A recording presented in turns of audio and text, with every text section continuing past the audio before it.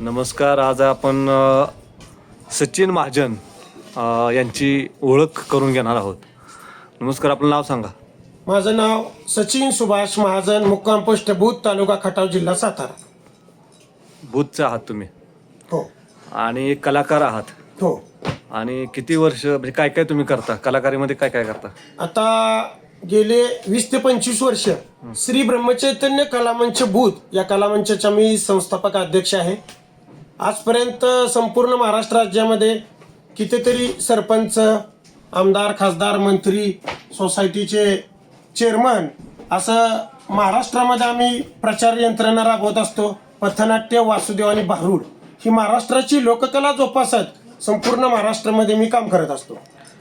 आम्हाला डॉक्टर अभिजित बिचुकले हे आम्हाला माहिती ते बिग बॉसमध्ये गेले. बरोबर. ते सुद्धा प्रत्येक निवडणुकीमध्ये उभे राहत होते. बरोबर. तर आम्ही असं समजू शकतो का, बिग बॉसला सांगू शकतो का, बोध गावातून तुम्ही डॉक्टर नाही परंतु सचिन महाजन बिग बॉसमध्ये दिसावा अशी आमची अपेक्षा आहे. त्या संदर्भात काय सांगू शकता? आता या प्रश्नाला असं उत्तर देतो की आपणा सर्वांच्या साक्षीने आणि आपणा सर्वांच्या आशीर्वादाने ती सुद्धा वेळ येईल. कारण ज्या वेळेला मी लोकसभेला उभं राहिलेलो होतो, डॉक्टर अभिजित बिचुकले यांनीच मला अर्ज भरण्यासाठी मदत केलेली. त्यावेळेला सुद्धा मला त्यांना 1300 मतदान झालं, त्यावेळेला मला 2200 मतदान झालं. आणि त्यांची माझी चांगली ओळख आहे. ते सुद्धा मला प्रत्येक ह्याच्यात मदत करत असतात.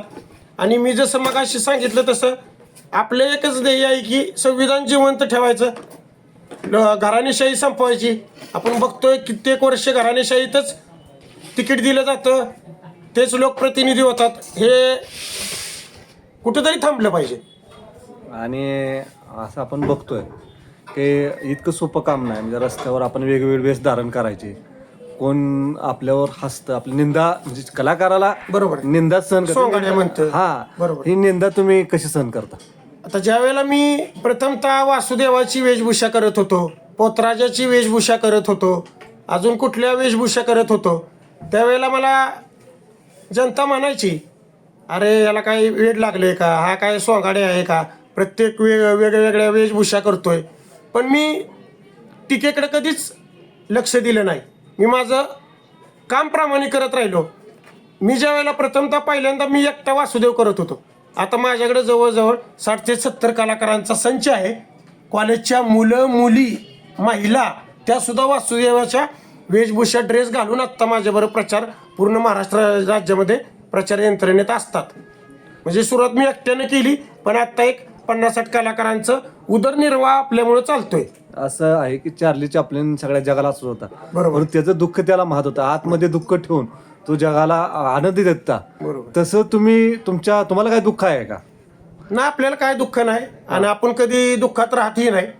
हा मनुष्य देह, हा जन्म तुमचा, आमचा, आपल्या सर्वांचा एकदाच आहे. या मनुष्य जन्मामध्ये आल्यानंतर मरावे परी कीर्तिरूपे उरावे.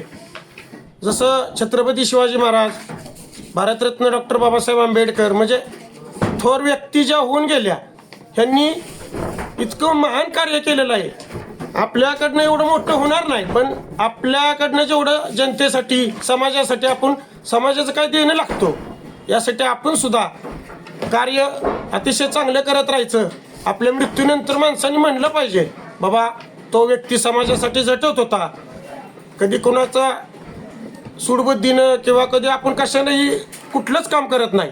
आणि एक सामाजिक बांधिलकी जोपासण्याचा प्रयत्न करतो मी. म्हणजे साने गुरुजी म्हणत होते, खरा तो एकच धर्म जगाला प्रेम अर्पावे. म्हणजे या माध्यमातून तुमचा असं म्हणू शकता की तुमचा कोणच विरोधक नाही, नाही, कोण शत्रू नाही. मी आत्ताची जी सुद्धा माझी उमेदवार आहे, मला कोणाला शेह द्यायचा नाही, मला कोणाची बरोबरी करायची नाही. फक्त एक लोकशाही जिवंत ठेवायचे, त्यासाठी धडपड चालू आहे. म्हणजे खरा तो एकच धर्म जगाला प्रेम अर्पावे. कोणत्या ना कोणत्या माध्यमातून हे आपण करत आहात. असो, ठीक आहे. पुढील वाटचालीसाठी तुम्हाला हार्दिक शुभेच्छा.